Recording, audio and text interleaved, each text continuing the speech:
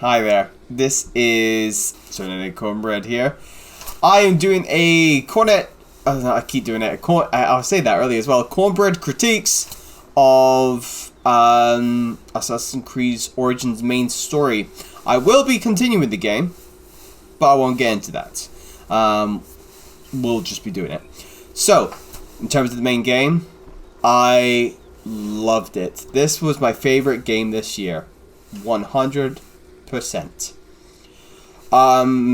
I heard some things about people not liking way years ago when Assassin's Creed Origins came out. I mean, there's tons of RPG versions of the game come out since Origins. Obviously, I'm super behind. But I found maybe my initial interpretation about that unfounded. I've really enjoyed this game. I really love the RPG element Assassin's Creed has gone for. In terms of my favorite bits, I love, and what I think is done very well, is there's a lot of good fucking side content in an open world game. The lore is there if you want it, and you can engage with it as you will. So this game is made purpose for however you want to play it.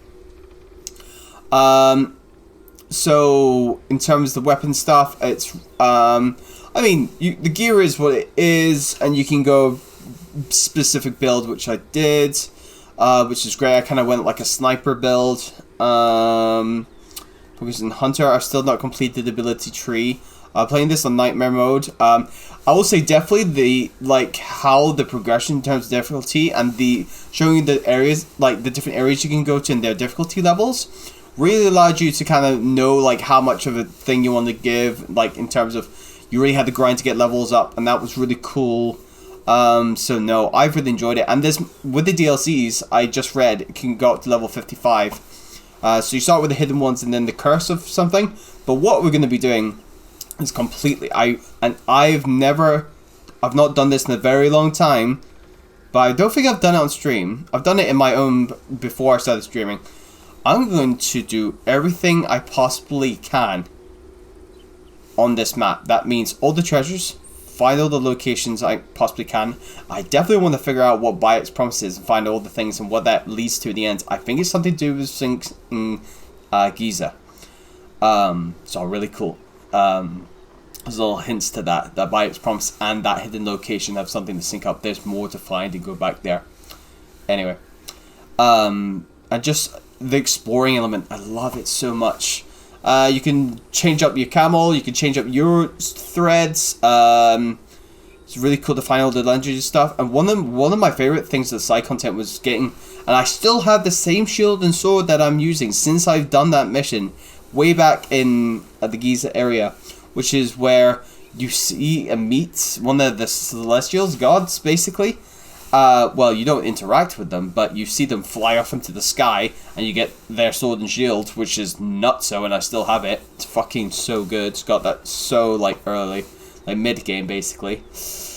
I would say the only thing I wasn't that keen on, I would say, that, I mean, there's so much more, I could say. I mean, I love Cornelius, my camel. Just trying to look through the map. The map, just tracking things is great. Abilities were great. Inventory, it didn't really play a huge part for me, but it's just not a bad thing.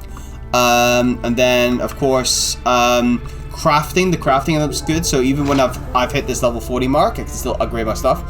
So there's still scalability, even at Nightmare difficulty. You can keep scaling, getting stronger, even after levels are done. I think that's really important in games who choose to cap the level. That you can do still leveling through gear. Outriders kind of does that, which I